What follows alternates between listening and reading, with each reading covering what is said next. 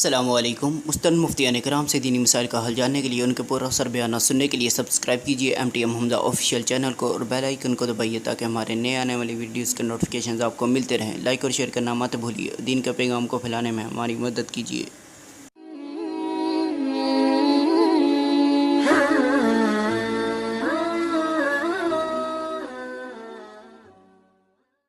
خبر سے دیکھنے اور سننے والے تمام ناظرین و سامعین کی خدمت میں السلام علیکم ورحمۃ اللہ وبرکاتہ۔ میں ہوں آپ کا میزبان محمد عبدالودود اور آپ دیکھ رہے ہیں پروگرام آپ کے مسائل کا حل، جسے روزانہ پاکستانی وقت کے مطابق شب 11 بجے ملک پاکستان کے معروف دینی و عصری تعلیمی ادارے جامعۃ الرشید کراچی کے دارالفتاح سے براہ راست آپ کی خدمت میں پیش کیا جاتا ہے، جس کا صرف ایک ہی مقصد ہے کہ امت مسلمہ کے مسائل کا شرعی حل اور مستند اور مدلل ان کے سوالات کا جواب ان تک پہنچانا، اور اس کو ہم اپنی ذمہ داری سمجھتے ہیں، اور اسی ذمہ داری کو پیش نظر رکھتے ہوئے یہ پروگرام آپ کی خدمت میں روزانہ الحمدللہ اول روزے سے لے کر آج دن تک پیش کیا جاتا جا رہا ہے، اور انشاءاللہ آگے بھی جتنی ساعتیں باقی ہیں اس ماہ مبارک کی، ان ساعتوں میں بھی آپ کی خدمت میں یوں ہی مفتیان کرام کی مستند اور کوئی بھی سوال آپ کے ذہن میں پنپ رہا ہو تو اس کو اپنے ذہن سے ذرا باہر نکالیے، اور JTR میڈیا ہاؤس کے فیس بک پیج کو لائک اور فالو کرنے کے بعد آج کی لائیو ٹرانسمیشن کے کمنٹ بار میں اپنا سوال اردو کی بورڈ میں تحریر کرنے کی کوشش کیجیے۔ انشاءاللہ مفتیان کرام کا جو پینل ہمارے ساتھ روزانہ کی طرح آج بھی موجود ہے، وہ آپ کے معقول سوالات کا مدلل جواب دینے کی بھرپور کوشش کرے گا انشاءاللہ العزیز۔ ہاں، آج کے ہمارے جو معزز مہمان ہیں میں ان کا تعارف کراتے چلوں۔ بہت شفقت فرماتے ہیں، ہر روز ہمارے مسائل کے حل کے لیے وقت نکالتے ہیں، بیٹھتے ہیں، اور بہت ممنون ہیں ہم ان کے، اور میری مراد جناب مفتی محمد صاحب دامت برکاتہم۔ آپ شیخ الحدیث ہیں جامعۃ الرشید کراچی کے، اور رئیس دارالفتاح ہونے کے ساتھ ساتھ جامعۃ الرشید کراچی کی مرکزی شورا کے اہم رکن بھی ہیں، اور اسی کے ساتھ آپ جامعۃ الرشید کے ڈپارٹمنٹ فقہ المعاملات المالیہ والاداریہ کے مسئول اور ڈائریکٹر بھی ہیں۔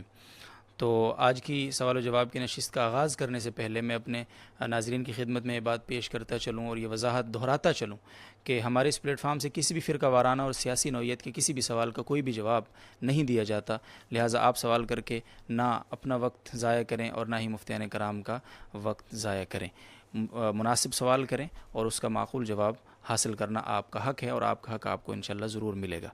ہم آج کی نشست کا پہلا سوال حضرت مفتی محمد صاحب دامت برکاتہم کی خدمت میں لے کر چلتے ہیں، اور یہ سوال پوچھا ہے نعمان حمید صاحب نے ایبٹ آباد سے، اور مفتی صاحب نعمان حمید صاحب پوچھتے ہیں کہ ایک شخص رمضان میں فجر کی نماز ادا کر رہا ہے اور دوران نماز اسے ڈکار آتی ہے،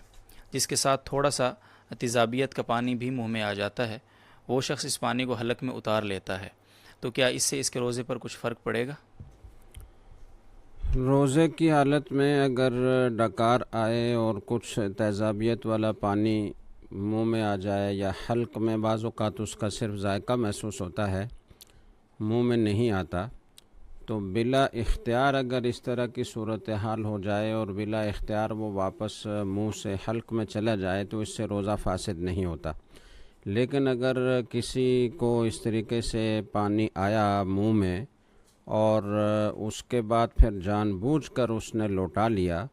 تو اس سے روزہ فاسد ہو جائے گا اور اس کو اس کی قضا رکھنا پڑے گی۔ بعض اوقات بلا اختیار پانی واپس چلا جاتا ہے، آدمی کے اختیار کو اس میں دخل نہیں ہوتا، اس سے تو روزہ نہیں ٹوٹتا، لیکن اگر جان بوجھ کر کسی نے وہ پانی واپس لے لیا اور حلق سے نیچے اتار لیا تو اس سے روزہ فاسد ہو جائے گا۔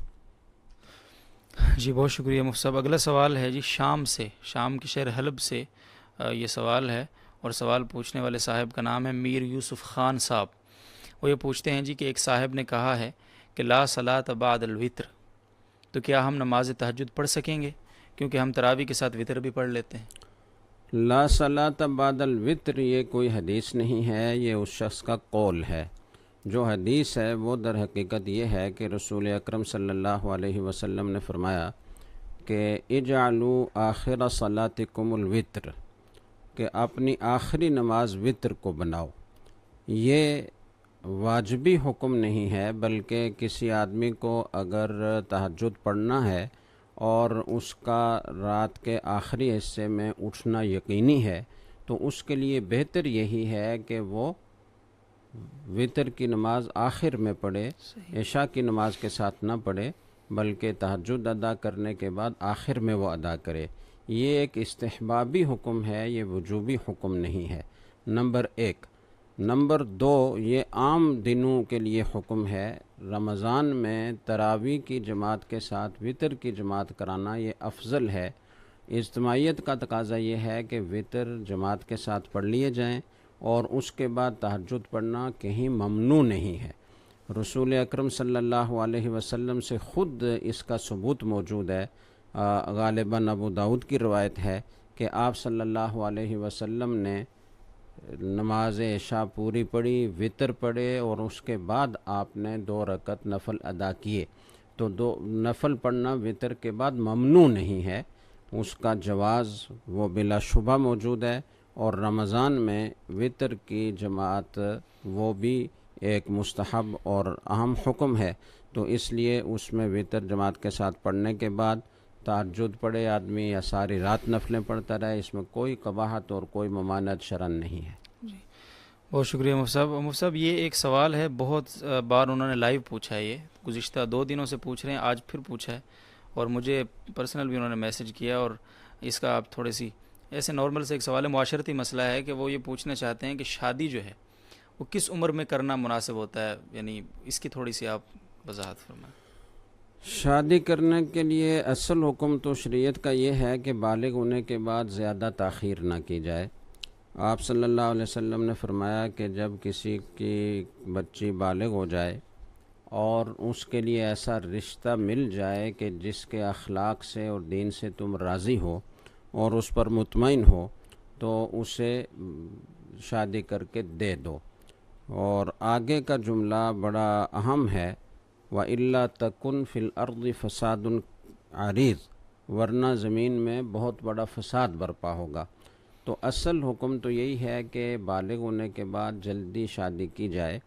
لیکن زمانے کے حالات کے تبدیل ہونے سے اس میں اتنی تنگی کرنا یا سختی کرنا کہ بالغ ہونے کے بعد فوراً ہی شادی کر کے دے دی جائے، بعض اوقات اس سے بھی بڑے معاشرتی مسائل پیدا ہوتے ہیں۔ کوئی زمانہ تھا کہ جس وقت میں لڑکیوں کے لیے تعلیم کا انتظام اپنے گھر میں ٹھیک ٹھاک ہوتا تھا، ہر گھر میں دین کے چرچے تھے، دین کی تعلیم تھی، تعلیم و تعلم کا سلسلہ ہوتا تھا،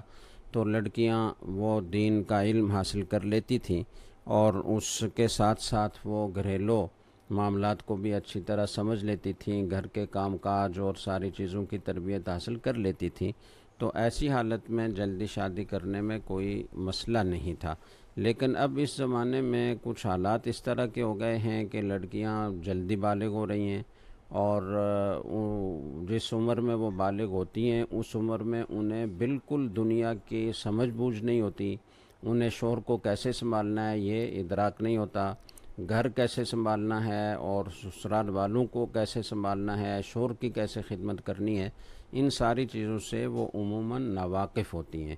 آج کل 12 سال 13 سال کی عمر میں، بلکہ بعض لڑکیاں اس سے بھی کم عمر میں بالغ ہو جاتی ہیں۔ تو اب ظاہر ہے کہ 10-11 سال کی لڑکی وہ اس معاشرے میں وہ گھر سنبھالنے کے قابل نہیں ہوتی۔ تو اور پھر یہ کہ گھروں کا ماحول دینی تربیت کے لحاظ سے بھی وہ اب نہیں رہا جو کسی زمانے میں تھا۔ تو اب کوشش تو یہی کرنی چاہیے کہ زیادہ تاخیر نہ ہو، لیکن اس کی ضروری تعلیم، دینی تعلیم اور بقدر ضرورت دنیاوی تعلیم، جس سے وہ اپنی روزمرہ کی زندگی میں مشکلات کا شکار نہ ہو اور وہ سہولت سے اپنی ضرورت پوری کر سکے، یہ ایک بنیادی ضرورت ہے۔ تو دینی تعلیم بقدر ضرورت دلانا، دنیاوی تعلیم بقدر ضرورت دلانا، اسے اپنے گھر سنبھالنے کی تربیت دینا،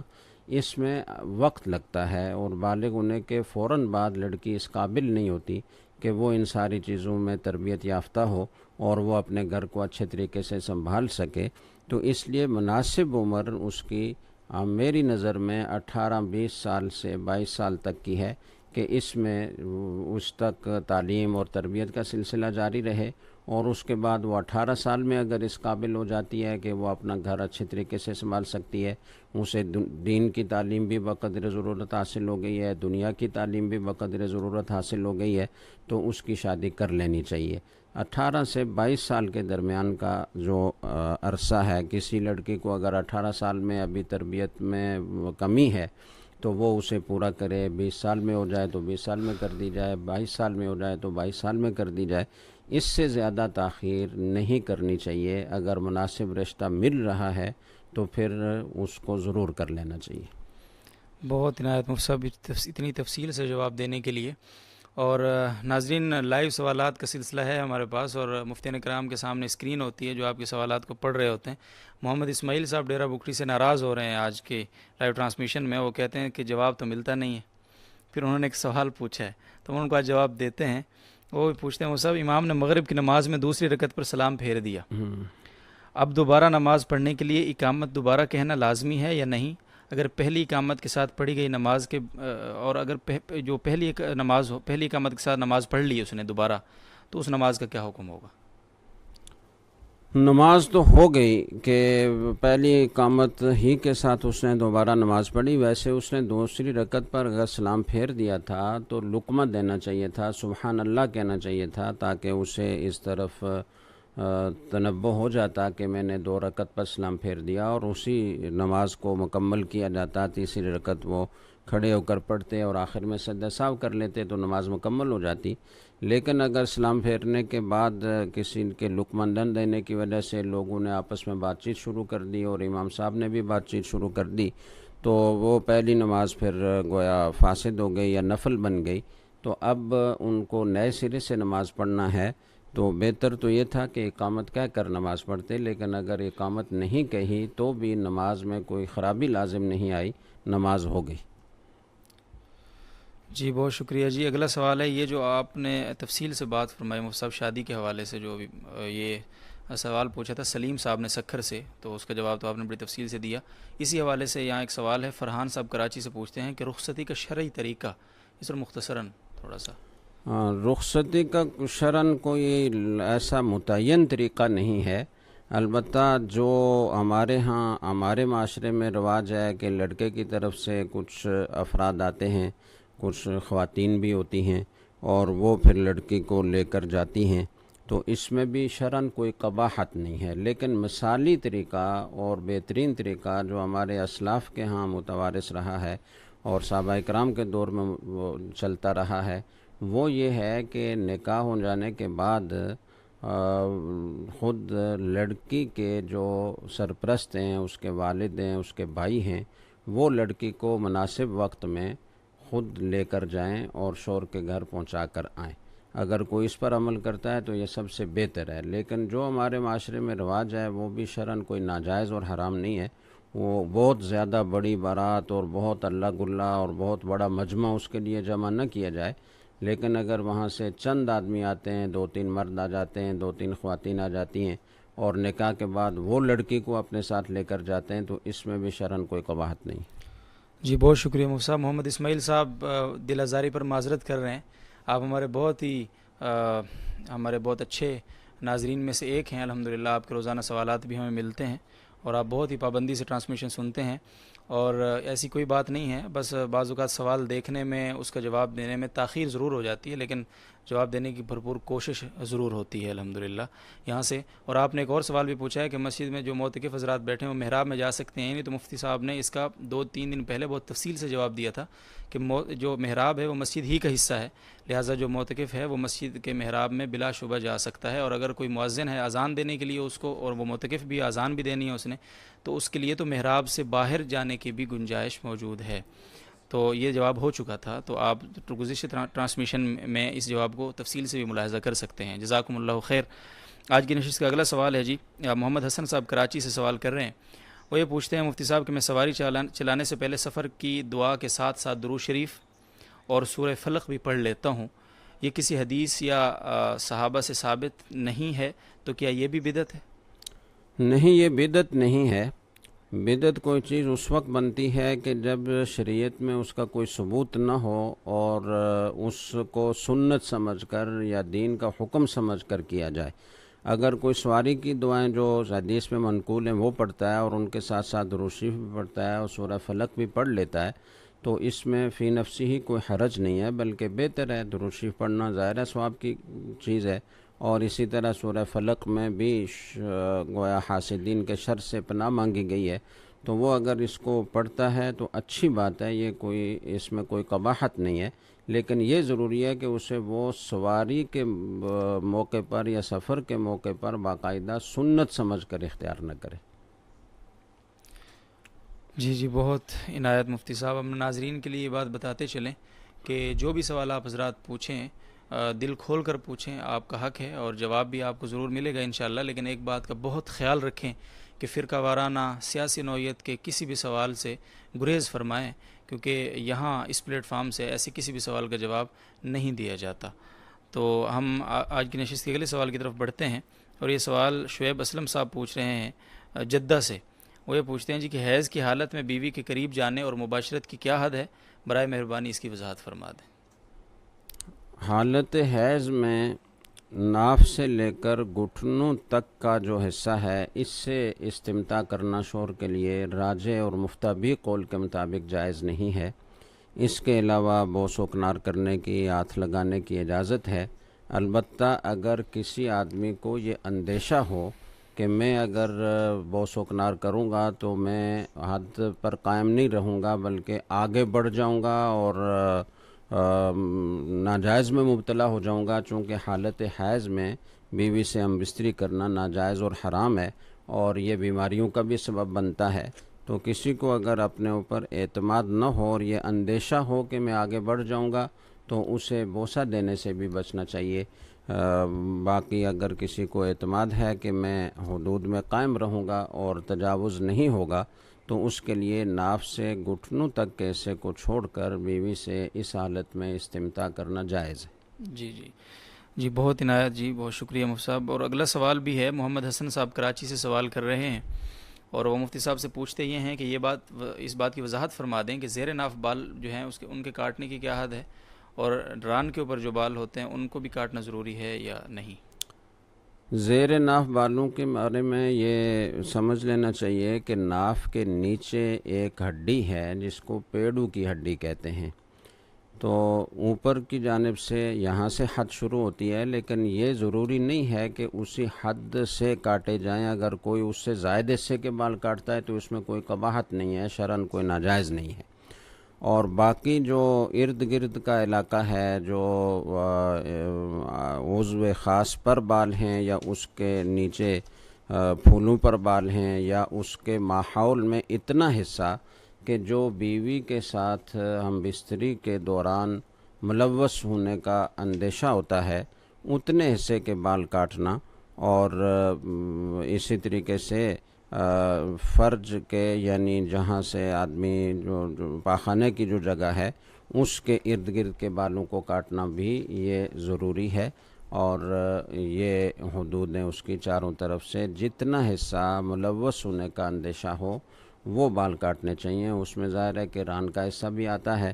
اوپر سے حد میں نے بتا دی، اور دائیں بائیں اتنا حصہ کہ جس کا بیوی کے ساتھ مشغولیت میں ملوث ہونے کا اندیشہ ہوتا ہے یا عام طور پر ملوث ہوتی ہے، اس جگہ کے بال کاٹنا بھی یہ زیر ناف بالوں کے حکم میں شامل ہے۔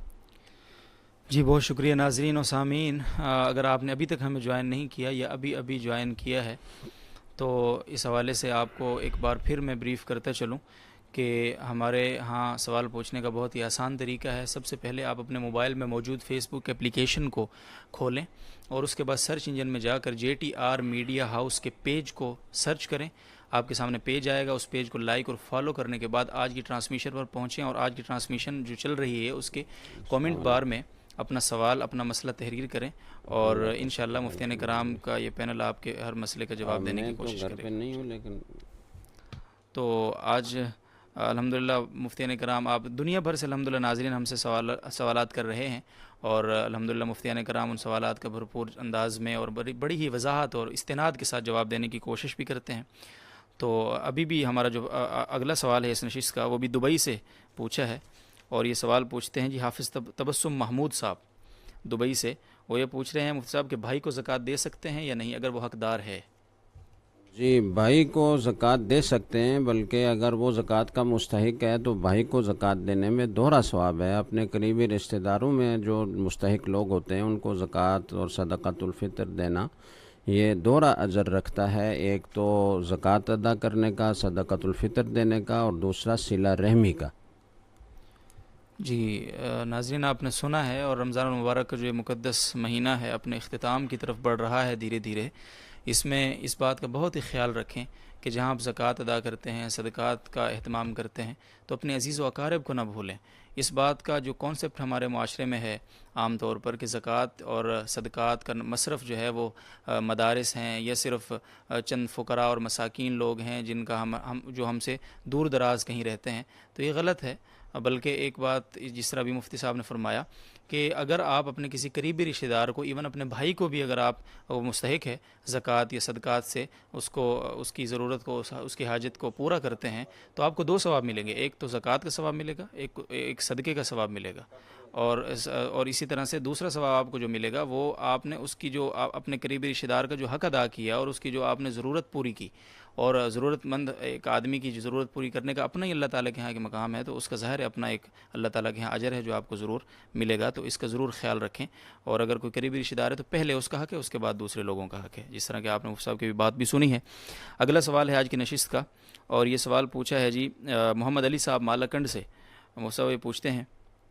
کہ ہمارے علاقے میں ایک کمیٹی ہوتی ہے جو فوتگی کے وقت میت کے گھر والوں اور مہمانوں کے لیے کھانا وغیرہ پکاتی ہے،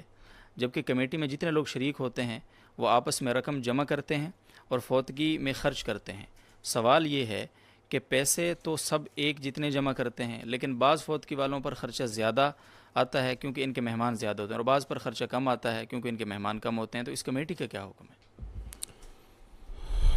باہمی تعاون کے لیے اس طرح کی کمیٹی بنانے میں تو کوئی حرج نہیں ہے، بلکہ بہتر بات ہے، لیکن یہاں دو باتیں سمجھ لینے کی ہیں۔ ایک بات تو یہ ہے کہ جب کسی کے ہاں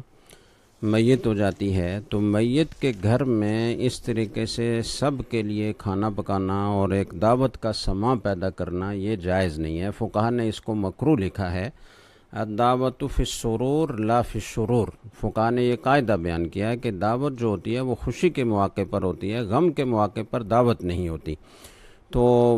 جو اہل میت ہیں وہ تو غم میں ہیں، اور ان کے لیے پڑوسیوں کو حکم ہے کہ وہ ان کے لیے کھانے کا انتظام کریں، تو اسی طریقے کو اختیار کرنا چاہیے کہ اہل میت کے اڑوس پڑوس میں جو حضرات رہتے ہیں وہ اہل میت کے لیے کھانے کا انتظام کریں، اور جو باقی پورے محلے، گاؤں سے، علاقے سے لوگ آئے ہوئے ہیں ان کے لیے کھانے کا انتظام نہ ہو، وہ مختصر تعزیت کریں اور جائیں۔ البتہ بعض اوقات ایسا ہوتا ہے کہ بہت دور دراز سے جو ہے وہ جنازے میں شرکت کے لیے رشتہ دار آئے ہوئے ہوتے ہیں، اور وہاں قرب و جوار میں کوئی بازار، کوئی شہر بھی نہیں ہوتا کہ جہاں وہ اپنے کھانے کی ضرورت پوری کر سکیں۔ تو ایسی ضرورت کے موقع پر اگر محلے کے حضرات وہ ان دور سے آنے والے مہمانوں کے لیے کھانے کا انتظام کریں تو اس کی شرعاً گنجائش ہے۔ اس کے لیے جو انہوں نے کمیٹی بنا رکھی ہے، تو کمیٹی کا مطلب یہ ہے کہ محلے کے سارے لوگ اس میں شامل ہیں، یا کچھ لوگوں کو اختیار دیا گیا ہے کہ جو اس میں چندہ دینا چاہتا ہے وہ دے۔ تو اگر سارے لوگ شامل ہیں یا ان میں سے جن کو خود اپنے اختیار سے اس طرف رغبت ہے وہی چندہ دیتے ہیں، اختیاری چیز ہے، لازمی اور جبری نہیں کی گئی، تو ایسی صورت میں پھر یہ جو چندہ دیا جا رہا ہے یہ ظاہر ہے کہ سارے اہل محلہ کے اتفاق سے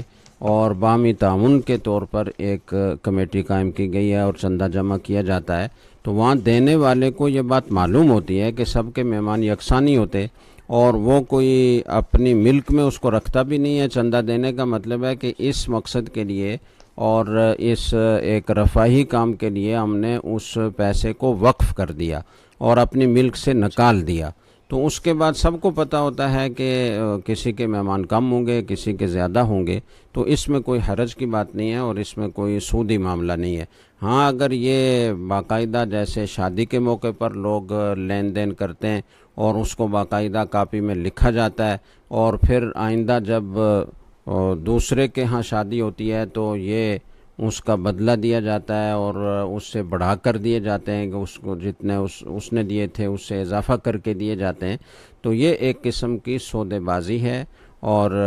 وہ ناجائز ہے جسے نیوتا کہتے ہیں. یہاں اس طرح کے بدلے کی نیت تو ظاہر ہے نہیں ہوتی، بلکہ یہ مقصد ہوتا ہے کہ بعض اوقات اہل میت ایسے بھی ہو سکتے ہیں کہ جو غریب غربا ہیں اور دور دراز سے آنے والے مہمانوں کے لیے ان کو انتظام کرنا یہ اس غم کے موقع پر ویسے بھی مشکل ہے اور مصارف کا بھی بوجھ ان پر پڑے گا. تو ایک باہمی تعاون کے لیے ایسی چیز قائم کی گئی ہے، تو اس میں کوئی عدلے بدلے کی نیت تو ہوتی نہیں ہے، لہٰذا اس کی گنجائش ہے اور کسی کے مہمانوں کے کم کسی کے زیادہ ہونے سے اس پر کوئی فرق نہیں پڑتا. بہت بہت عنایت مفتی صاحب. اور نیوتا کی بات بھی آپ نے درمیان میں فرمائی ہے، اور یہ بہت ہی ناظرین یہ بہت ابتلا ہے اس میں، اور ہم اس وقت ظاہر ایک بہت ہی نازک زمانے سے اور وقت سے گزر رہے ہیں، دو چار ہیں، اور اس میں ایک برائی ہمارے اندر یہ بھی بہت ہی جڑ پکڑ گئی ہے نیوتا والی، اور اللہ تعالی ہمیں اس سے بچنے کی بہرحال توفیق عطا فرمائے. جس طرح مصعب فرما رہے تھے کہ بہت ہی یہ بری اور ناجائز شکل ہے ایک، اور اس سے بچنا چاہیے. بہرحال اگلا سوال لائیو سوال ہے مصعب، اور یہ بار بار پوچھ رہے ہیں جی دانش اوان صاحب مانسیرا سے، اگر کسی کے پاس امانت کی رقم رکھی ہوئی ہے تو اس امانت کی رقم میں زکوٰۃ وغیرہ کا کیا حکم ہے؟ وہ امانت کی رقم جس کی ہے اس پر زکوٰۃ لازم ہے. امانت جس کے پاس رکھی گئی ہے چونکہ یہ اس کی ملک تو ہے نہیں، تو لہٰذا اس پر زکوٰۃ نہیں ہے. جی بہت شکریہ. جی نعیم شاکر صاحب ملتان سے سوال کر رہے ہیں جی کہ بعض لوگوں کو روزے کی حالت میں بھوک کی شدت سے معدے میں شدید درد ہو جاتا ہے یا بھوک ناقابل برداشت ہو جاتی ہے، تو ان کے لیے روزہ چھوڑنے یا توڑنے کا حکم بیان فرما دیں. اگر بھوک ہو یا اور کوئی بھی ایسی بیماری روزے کی حالت میں لاحق ہو جائے کہ ناقابل تحمل تکلیف ہو رہی ہو، یا روزہ نہ توڑنے کی صورت میں بیماری بڑھ جانے کا اندیشہ ہو یا مدت طویل ہونے کا اندیشہ ہو، تو ایسی صورت میں روزہ توڑنے کی گنجائش ہے. تو بھوک کی شدت سے اگر آدمی کی حالت غیر ہو گئی اور یہ اندیشہ پیدا ہو گیا کہ روزہ نہیں توڑے گا تو کوئی کسی بڑے نقصان کا شکار ہو جائے گا، کوئی عضو اس کا متاثر ہو جائے گا اور ناقابل تلافی نقصان اس کا ہو جائے گا، تو ایسی حالت میں یا اگر بہت کسی عضو کے بالکل ضائع ہونے کا اندیشہ نہیں بھی ہے لیکن تکلیف ناقابل تحمل ہو رہی ہے، تو اسے گنجائش ہے کہ وہ روزہ توڑ دے اور بعد میں اس روزے کی قضا کر لے. جی بہت شکریہ مصعب. ناظرین ایک بات اور، سوال و جواب کا سلسلہ تو الحمدللہ جاری ہے ہمیشہ کی طرح، لیکن ایک بہت اہم بات آج ہم اس ٹرانسمیشن میں پٹ کرنا چاہوں گا، وہ یہ ہے کہ الحمدللہ یہ جو ملک پاکستان ہمیں اللہ تعالیٰ کی ایک بہت بڑی نعمت کے طور پر نصیب ہوا اور ہمیں حاصل ہوا ہے زمین کا یہ ایک مقدس ٹکڑا، اور جس کو الحمدللہ ہم مسلمان مسجد کا درجہ دیتے ہیں اور ہمیں اس پر فخر ہے اور ہمیشہ رہے گا انشاءاللہ. اس حوالے سے ایک بات تو یہ ہے کہ ہمارے جب بھی یہ پاکستان کا وجود آیا حاصل ہوا تھا ہمیں اس ملک کا، تو اس میں جہاں اور بہت سارے عوامل شامل تھے، وہیں رمضان المبارک کی مقدس گھڑیاں بھی اس میں شامل تھیں، اور خاص طور پر 27ویں شب تھی وہ، اور 27 رمضان المبارک، اور اس وقت سن 1366 ہجری غالباً، اور آج تقریباً اس 65 سال کے عرصے کے بعد اس رمضان المبارک میں وہ گھڑی دوبارہ ہمیں حاصل ہوئی ہے الحمدللہ. تو میں اس حوالے سے مفتی صاحب سے ذرا درخواست کروں گا تھوڑا اس پہ بھی روشنی ڈالیں اور اس نعمت عظمیٰ کی ذرا ہمیں مزید قدردانی کے حوالے سے کچھ اصلاح اور اصلاحی بات اور کوئی بھی مفید بات ارشاد فرمائیں. ناظرین یہ ہمارے لیے بہت بڑا انعام ہے اللہ تعالیٰ نے جو ہمیں پاکستان کی شکل میں دیا ہے، اور اس ملک کا جو وجود اللہ تعالیٰ نے ہمیں بخشا ہے وہ 27ویں شب رمضان کی تھی اور دوسرے دن جمعہ تھا. تو آج 70 سال کے بعد پھر بالکل اسی طرح کہ آج 27 رمضان ہے، گزشتہ شب وہ 27ویں شب تھی اور آج دن جمعہ کا تھا، تو یہ 70 سال کے بعد دوبارہ وہی گھڑی آئی ہے. جیسے یہ ملک پاکستان اسلام کے نام پر بنا تھا، اس مقصد کے لیے قائم ہوا تھا کہ ہم اس ملک میں اللہ تعالیٰ کے نازل کردہ قوانین کے مطابق اپنی زندگی کے تمام شعبوں میں اللہ کے احکام کو نافذ کریں گے اور اس کو پوری دنیا کے لیے ایک رول ماڈل بنائیں گے، ایک نمونہ بنائیں گے، یہ اسلام کے احکام کی ایک تجربہ گاہ ہوگی، اور جب یہاں اسلام نافذ ہوگا تو پوری دنیا کے لیے وہ ایک نمونہ بنے گا اور پورے عالم اسلام کو اس سے فائدہ ہوگا۔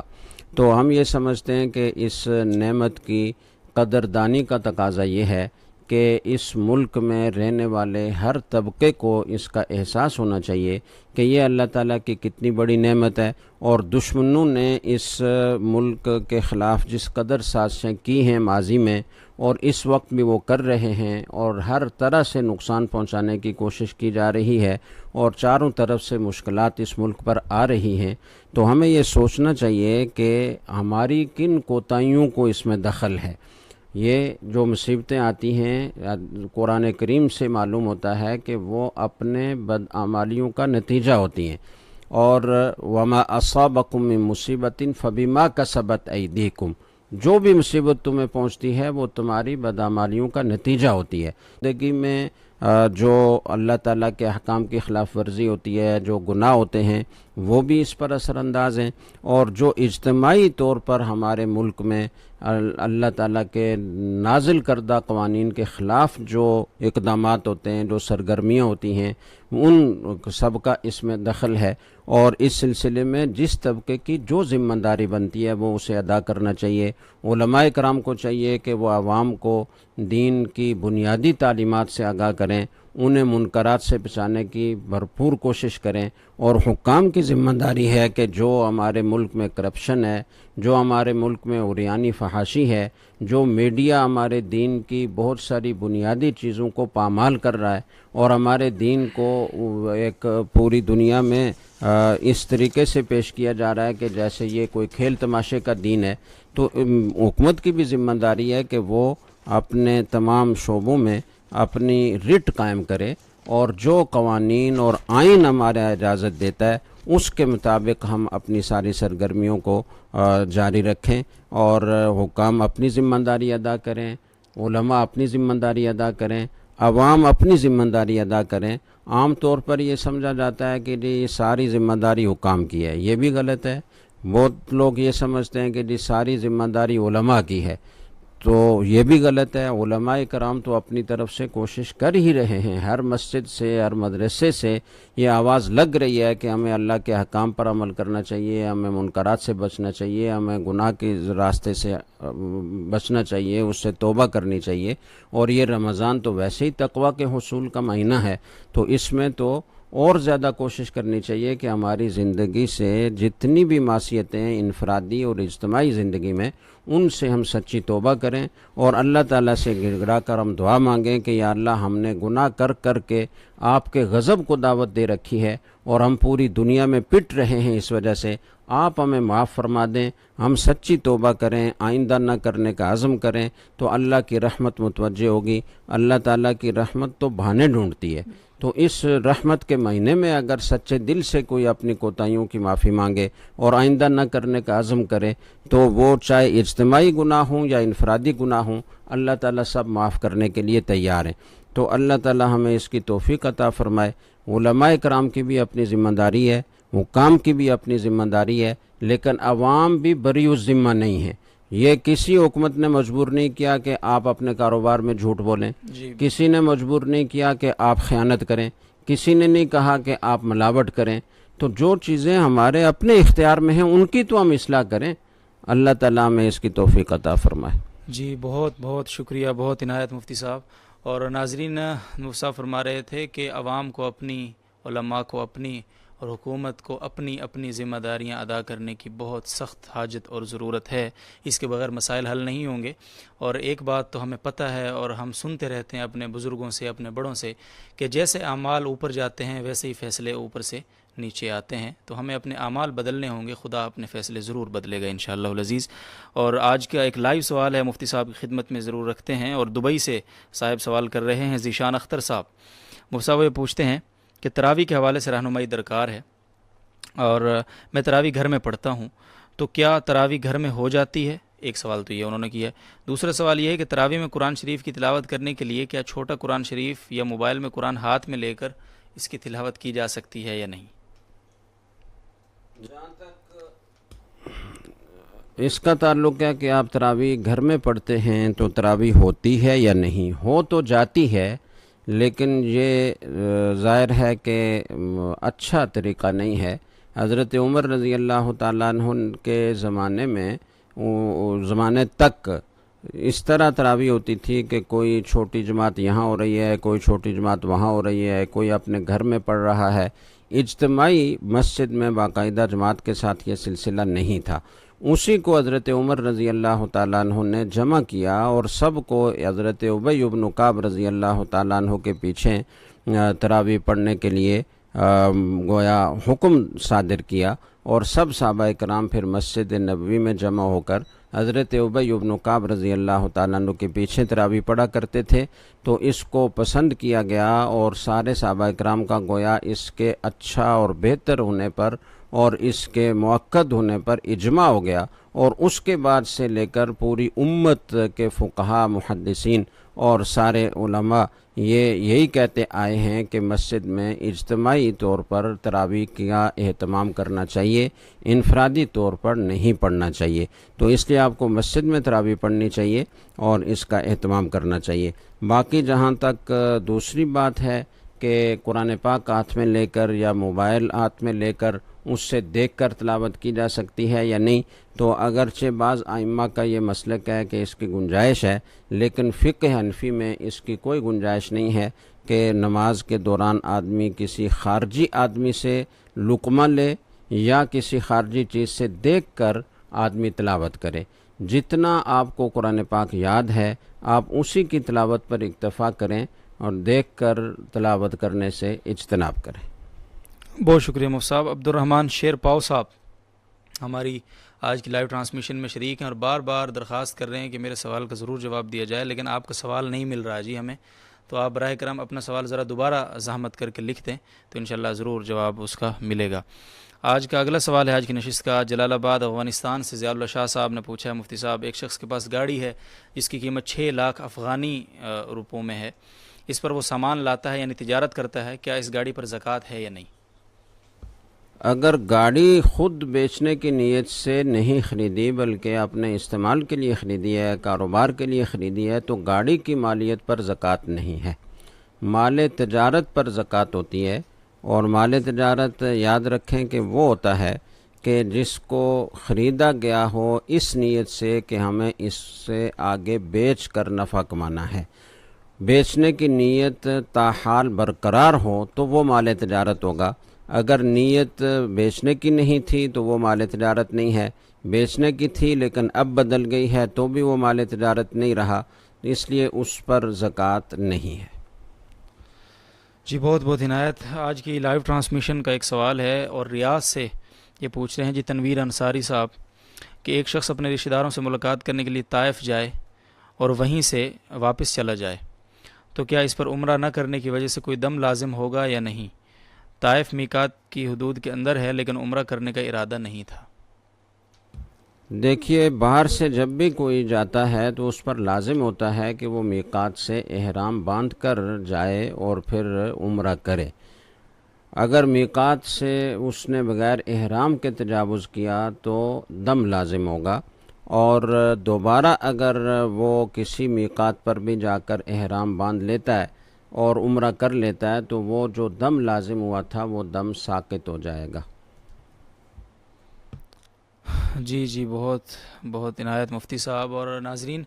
آپ یقیناً آپ کے بہت سارے سوالات ہمیں مل رہے ہیں روزانہ کی طرح، الحمدللہ آپ کا بہت بہت شکریہ۔ سب سے پہلے تو آپ ہمارے ساتھ جڑتے ہیں روزانہ اور وقت نکالتے ہیں، یقیناً اس میں آپ کا بہت بڑا دینی فائدہ اور شرعی رہنمائی کا ایک بہت بڑا ذخیرہ پوشیدہ ہوتا ہے، اور الحمدللہ آپ اس سے روزانہ ہی استفادہ بھی کرتے ہیں۔ اور آج کی ٹرانسمیشن بھی جس طرح آپ سن رہے ہیں، بے شک آپ کے سوال کا جواب جلد یا دیر سے آپ کو ملتا ہے، لیکن دیگر سوالوں کے جب جواب آپ سن رہے ہوتے ہیں تو کتنے ہی مسائل ایسے ہوتے ہیں جو لاشعور میں ہم جن کا علم نہیں رکھتے، تو وہ چیزیں ہمیں حاصل ہو رہی ہوتی ہیں الحمدللہ، نہ چاہتے ہوئے بھی حاصل ہو رہی ہوتی ہیں، تو اس پر اللہ کا شکر ادا کریں اور تھوڑا سا صبر کریں، انشاءاللہ آپ کے بھی سوال کا جواب ضرور آپ کو ملے گا انشاءاللہ۔ آج کی نشست کا اگلا سوال ہے سمیہ بطول صاحب راولپنڈی سے سوال کر رہی ہیں جی کہ مجھ سے روزے کی حالت میں غلطی سے ناک میں پانی چلا گیا جو حلق میں جاتا ہوا بھی محسوس ہوا، کیا اس سے میرا روزہ ٹوٹ گیا؟ اگر یہ یقینی بات ہے کہ حلق سے پانی نیچے گیا ہے تو روزہ ٹوٹ گیا، اور چونکہ یہ غلطی سے ایسا ہوا ہے تو اس لیے اس کا کفارہ نہیں ہے لیکن اس کی قضا لازم ہوگی، اور اگر یقین نہیں ہے محض شک سے ہے تو شک سے روزہ نہیں ٹوٹتا۔ جی یہ عبد الرحمن شیرپاؤ صاحب جی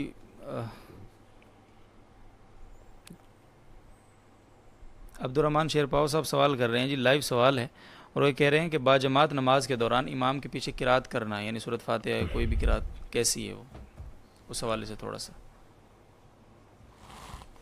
دیکھیں اس سلسلے میں ائمہ کے درمیان اختلاف ہے۔ بعض حضرات یہ فرماتے ہیں کہ سورہ فاتحہ ہر ایک پر واجب ہے، امام پر بھی واجب ہے اور مقتدی پر بھی واجب ہے، لیکن فقہ حنفی میں اس کی اجازت نہیں ہے۔ فقہاء احناف نے انما جعل الامام لیؤتم بہ، اس سے استدلال کیا ہے، اور یہ فرمایا ہے کہ امام بنایا اس لیے جاتا ہے کہ تاکہ اس کی اقتداء کی جائے، اور قرآن کریم کی ایک آیت ہے وَإِذَا قُرِئَ الْقُرْآنُ فَاسْتَمِعُوا لَهُ وَأَنصِتُوا لَعَلَّكُمْ تُرْحَمُونَ، تو اس آیت میں یہ کہا گیا ہے کہ جب قرآن کریم پڑھا جائے تو تم خاموش رہو اور غور سے سنو۔ تو یہ جو آیت ہے یہ بعض روایات کے مطابق خطبہ جمعہ کے بارے میں نازل ہوئی ہے، اور بعض روایات کے مطابق یہ قرات فی الصلاۃ کے بارے میں نازل ہوئی ہے۔ لہٰذا اس کا تقاضا یہ ہے کہ جب قرآن پڑھا جا رہا ہو تو اگر سرن پڑھا جا رہا ہے تو خاموشی اختیار کی جائے، اور جب جہرن پڑھا جا رہا ہو تو اس وقت اسے سنا جائے غور سے، اور قرات خود نہ کی جائے۔ جی بہت شکریہ۔ اور مفتی صاحب، اور یہ ایک ساتھی ہیں جی عمران عزیز صاحب، ہمارے بہت عزیز ہیں آپ، اور آپ مسلسل سوالات کر رہے ہیں، آپ کو جواب نہیں مل پاتا اس کا، تو پتہ نہیں آپ کا سوال نظر سے گزرا نہیں ہے، تو اگر آپ کو آج سوال کا جواب نہیں ملا تو آپ نے کہا جی کل ٹرانسمیشن آن نہیں کروں گا، تو عجیب بات ہے کہ یہ الحمدللہ ایک بات سمجھنے کی ضرورت ہے کہ یہ اس پروگرام کو سن کر فائدہ ہمارا اپنا ہے، ہم کسی پر کوئی احسان یا خدا نخواستہ کوئی بھی ایسی یعنی ایسی صورت نہیں ہوتی کہ اس کی وجہ سے ہم کسی کے ہمارے وجہ سے کسی کو کوئی فائدہ یا مفاد حاصل ہو رہا ہے، تو ہمارا اپنا فائدہ سب سے پہلے تو یہ سمجھنا چاہیے۔ دوسری بات یہ ناظرین کہ کتنی بار ہم اس بات کی وضاحت کر چکے ہیں کہ ہم معذرت چاہتے ہیں آپ کو دیر سے اگر جواب ملتا ہے، لیکن انشاءاللہ آپ کے جواب کو ہم آج نہیں تو کل کی ٹرانسمیشن میں ضرور شامل کریں گے۔ آپ ذرا شرکت کر کے تو دیکھیے، بہت جلدی مایوس ہونا تو ہمارے دین اسلام اور ہمارے کسی بھی شرعی حوالے سے بھی، اور ہمارے مذہب کا بھی کوئی اس میں کانسیپٹ مذہب کے اندر بھی کہیں نہیں ہے، تو مایوس ہونا اور پریشان ہونا یہ بہت بری بات ہے اور اس سے بچنا چاہیے۔ تو انشاءاللہ کل آپ کے سوال کو ضرور شامل کیا جائے گا۔ میں آپ کا سوال مل نہیں رہا، میں نے کوشش کی ہے ڈھونڈنے کی۔ اگلا سوال ہے آج کی نشست کا احمد سعید صاحب سیالکوٹ سے، وہ پوچھ رہے ہیں جی مفتی صاحب کیا امیر شخص اپنی غریب اولاد کو زکوٰۃ دے سکتا ہے یا نہیں؟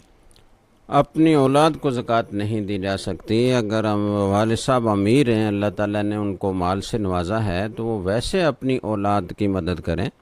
اور نابالغ اولاد تو ویسے ہی ان کے زیر کفالت ہے، اس کا خرچہ تو ان پر لازم ہے، اور بالغ اولاد ہے تو اگرچہ ان کی ذمہ داری نہیں ہے، لیکن اگر ان کو اللہ نے مالی وسعت دی ہے اور وہ محتاج ہیں تو ان کی مدد کرنا یہ سب سے مقدم ہے،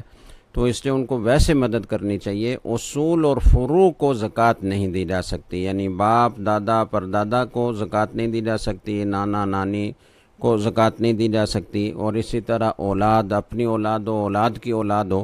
آخر تک، تو اس کو زکوٰۃ نہیں دی جا سکتی۔ ایک لائیو سوال ہے، تنویر انصاری صاحب پوچھ رہے ہیں کہ کیا روزے کی حالت میں الٹی ہو جائے تو اس سے روزہ ٹوٹ جاتا ہے؟ تو یہ پہلے 2-3 دفعہ یہ مسئلہ گزر چکا ہے کہ روزے کی حالت میں اگر قے ہو جائے تو اس میں صرف 2 صورتوں میں روزہ ٹوٹتا ہے۔ ایک صورت تو یہ ہے کہ آدمی جان بوجھ کر خود قصدن قے کرے، انگلی ڈال کر یا کوشش کر کے، اور وہ قے منہ بھر کر ہو، تو اس سے روزہ ٹوٹ جاتا ہے۔ اور دوسری صورت یہ ہے کہ آدمی کو بغیر اختیار کے کہ آئی اور اس میں سے اس نے کچھ مقدار کو جان بوجھ کر واپس لوٹا لیا، تو یہ دو صورتیں ہیں جن میں روزہ ٹوٹتا ہے، اس کے علاوہ کسی صورت میں روزہ نہیں ٹوٹتا۔ جی بہت بہت عنایت مفتی صاحب۔ اور آج کا ایک لائیو سوال ہے جی، اور وہ سوال یہ ہے کہ اگر گھر کے باتھ روم وغیرہ جو ہوتے ہیں ان میں چیونٹیاں بہت ہیں،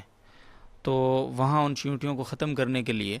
کوئی دوا وغیرہ ڈالنا جائز ہے؟ ان کو مارنا کس طرح ہے شرعی نقطہ نظر سے؟ اگر وہ چونٹیاں کوئی نقصان نہیں دے رہی ہیں، کسی کو تکلیف نہیں پہنچاتی، ان سے آپ کو کوئی ایذا نہیں پہنچتی، تو ان کو رہنے دیجیے اپنے حال پر، وہ بھی اللہ کی ایک مخلوق ہے۔ اور اگر وہ کوئی نقصان پہنچا رہی ہیں، اس سے کوئی گھر کو نقصان پہنچ رہا ہے یا آپ کو وہ تکلیف پہنچاتی ہیں، تو اس صورت میں اس طرح کے کیڑے مکوڑے جتنے بھی ہیں ان کا حکم یہ ہے کہ انہیں ختم کیا جا سکتا ہے، اور ان کے لیے کوئی دوا آپ رکھنا چاہتے ہیں تو رکھ سکتے ہیں، لیکن اگر کوئی تکلیف ان سے نہیں ہے تو ان کو اسی طرح اپنے حال پر رہنے دینا بہتر ہے۔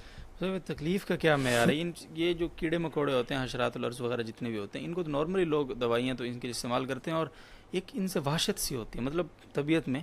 تو یہ مطلب ضرورت ہے یا تنگ نہیں کر رہے ہیں؟ دیکھیں، ایک تو ہے نا کہ آدمی کے ڈرائنگ روم میں ایسی چیز ہو، چھپکلی ہے، چھپکلی تو ویسے ہی مارنا ثواب ہے، وہ تو بہت فضیلت کی چیز ہے، لیکن یہ کہ چیونٹیاں ہیں یا اس طرح کے جو ہے نا وہ چھوٹے موٹے کیڑے مکوڑے ہیں، تو وہ اگر آپ کے کمرے میں، آپ کے بیڈ روم پر انہوں نے لائن بنا رکھی ہے تو اس کا حکم علیحدہ ہوگا۔ آپ کی بیٹھک میں، آپ کے میز پر انہوں نے لائن بنا رکھی ہے اور وہ آ جا رہی ہیں اور کثرت سے ہیں، تو اس سے ظاہر ہے کہ تقدر ہوگا۔ اور ایک ہے بیت الخلاء میں، تو بیٹھک اور بیت الخلاء میں تو فرق ہوگا نا، تو اس لیے ان کو ایسی جگہ میں اگر ہوں کہ وہ طبیعت میں تقدر کا ذریعہ بنتی ہیں، آدمی کو اس سے تکلیف ہو رہی ہے، یا وہ بستروں میں آ جاتی ہیں اور کاٹتی بھی ہیں، یا وہ کھانے پینے کی چیزوں میں گھستی ہیں اور اس کی وجہ سے ظاہر نقصان ہوتا ہے اور بیماریاں بھی پیدا ہونے کا اندیشہ ہوتا ہے، تو یہ نقصان کی مختلف صورتیں ہیں، اس وقت ان کو ختم کیا جا سکتا ہے۔ جی بہت شکریہ مفتی صاحب۔ آج کی نشست کا یہ آخری سوال ہم لے کر چلتے ہیں جی مفتی صاحب کی خدمت میں۔ راضی خان صاحب ملتان سے یہ سوال کر رہے ہیں جی، وہ یہ پوچھتے ہیں جو شخص صاحب نصاب ہے اور زکوٰۃ نہیں دیتا تو لیکن فطرانہ ادا کرتا ہے، تو کیا اس کا فطرانہ ادا کرنا ٹھیک ہوگا؟ پہلی بات تو یہ ہے، اور دوسری بات یہ ہے کہ کیا اس کی قربانی جو ہے، وہ جو قربانی کرتا ہے، اس قربانی میں کوئی حرج تو نہیں ہے کرنے میں؟ دیکھیں، زکوٰۃ مستقل ایک فریضہ ہے، فطرانہ مستقل ایک فریضہ ہے، قربانی مستقل ایک فریضہ ہے، تو ایک فریضہ ادا نہ کرنے سے یہ ضروری نہیں ہو جاتا کہ دوسرا کوئی فریضہ بھی وہ ادا نہ کرے یا دوسرا کوئی فریضہ قبول نہ ہو۔ اگر وہ زکوٰۃ نہیں ادا کرتا تو اسے توبہ کرنی چاہیے اور زکوٰۃ ادا کرنے کا اہتمام کرنا چاہیے، لیکن اس نے جو صدقۃ الفطر اس سے پہلے ادا کیا ہے یا ابھی بھی وہ زکوٰۃ ادا نہیں کر رہا اور صدقۃ الفطر ادا کر رہا ہے تو وہ ادا ہو جاتا ہے۔ اسی طریقے سے چونکہ وہ صاحب نصاب ہے جس پر زکوٰۃ لازم ہے، تو اس پر قربانی بھی لازم ہوتی ہے، تو وہ قربانی بھی کرے گا اور اس کی قربانی قبول ہوگی۔ جی بہت شکریہ مفتی صاحب، آپ بہت سارے سوالات کا الحمدللہ آپ نے مفصل اور بہت ہی مستند اور واضح انداز میں جواب عنایت فرمایا ہے۔ آپ کا بہت بہت شکریہ تشریف لانے کا، وقت دینے کا پروگرام کے لیے۔ زاہد ترابی صاحب ایک سوال کر رہے ہیں، لیکن یہ سوال بالکل واضح نہیں ہے۔ زاہد صاحب، آپ نے پوچھا ہے کہ اگر آدمی نہارا اور روزے کی حالت میں اور غلطی کی وجہ سے پانی گزر جائے تو روزہ ٹوٹتا ہے، کہ پانی کہاں سے گزر جائے یہ تو لکھیں اس میں، تو انشاءاللہ کل آپ ضرور یہ سوال دوبارہ لکھیں، آپ کے سوال کا ضرور جواب انشاءاللہ ملے گا، لیکن وضاحت لکھیں کہ پانی غلطی سے کہاں سے گزر جائے، ٹھیک ہے جی۔ اور بہت سارے احباب نے آج شکوہ کیا ہے کہ ان کے سوالات کا جواب نہیں ملتا، تو ایسا کچھ بھی نہیں ہوتا۔ بعض اوقات ایک سوال کا جواب طویل ہو جاتا ہے، یا بعض اوقات ایسا ہوتا ہے کہ سوال کچھ ظاہر ہے، یہ ایک مسلسل چونکہ سوالات کا ایک سلسلہ آ رہا ہوتا ہے تو سوالات آگے پیچھے ہو جاتے ہیں، تو نظر سے گزرنا ان کا ممکن نہیں رہتا سب سوالات کا، تو انشاءاللہ العزیز جلد یا دیر سے آپ کے سوال کا ضرور جواب ملے گا۔ آپ بالکل اس حوالے سے مایوس بھی نہ ہوں، پریشان بھی نہ ہوں، ناراض بھی نہ ہوں، اور یہ آپ کے اپنے سلسلے ہیں، اور انشاءاللہ اگر آپ ان کے ساتھ جڑے رہیں گے تو آپ کو اگر ایک سوال کا جواب نہیں ملا تو آپ کو 10 20 اور سوالات کے جوابات ضرور ملیں گے انشاءاللہ، جو آپ کے ساتھ زندگی بھر جڑے رہیں گے اور آپ کی زندگی کا ایک حصہ بن کر رہیں گے. آپ کے دماغ میں ایک علم کا اضافہ ہونے کی صورت میں وہ زندہ رہیں گے ہمیشہ, اور زندگی کے ہر موڑ پر آپ کو کام آئیں گے انشاءاللہ. اور ہم اسی جذبے کے تحت اس ٹرانسمیشن کو لے کر آپ کی خدمت میں روزانہ حاضر ہوتے ہیں, اور آپ بھی الحمدللہ شوق و ذوق کے ساتھ جڑے رہتے ہیں ہمارے ساتھ. تو ہم یہی امید کرتے ہیں کہ آپ جتنا وقت ابھی تک گزرا ہے آپ نے ناراضگی کے بغیر گزارا ہے, صبر سے گزارا ہے, تو انشاءاللہ ایک دو دن جو اور ہیں تو ان کو بھی آپ, چونکہ رمضان ہمیں ویسے ہی بہت زیادہ صبر کا اور بہت زیادہ درگزر کا حکم دیتا ہے, تو آپ رمضان المبارک کی ان برکات کو, ان ساعات کو مد نظر رکھتے ہوئے ناراضگی کو اور غصے کو ذرا تھوک دیں, اور بس کل دوبارہ آپ انشاءاللہ شب 11 بجے پاکستانی وقت کے مطابق اسی ٹرانسمیشن کے ساتھ جڑیں انشاءاللہ. جو سوالات آج رہ گئے تو بھرپور کوشش کی جائے گی کہ کل کی ٹرانسمیشن میں ان سوالات کو ضرور شامل کیا جائے. اسی کے ساتھ ہی ہم آپ سے اجازت چاہتے ہیں, اور کل تک کے لیے ہم آپ سے یہی درخواست کریں گے کہ آپ جس طرح اپنے لیے, اپنے عزیز و اقارب, رشتہ دار, متعلقین, احباب کے لیے بہت ساری دعاؤں کا اہتمام کر رہے ہیں اس ماہ مبارک کے ان آخری لمحات میں, تو ہمیں بھی ضرور اپنی دعاؤں میں یاد رکھیے گا. ہمیں آپ کی دعاؤں کی بہت سخت ضرورت ہے. اپنے دوستوں, رشتہ داروں, عزیز و اقارب, آس پاس کے لوگوں کا ضرور خیال رکھیے گا. اسی کے ساتھ اجازت, وآخر دعوانا الحمدللہ رب العالمین. اللہ حافظ. السلام علیکم ورحمۃ اللہ وبرکاتہ.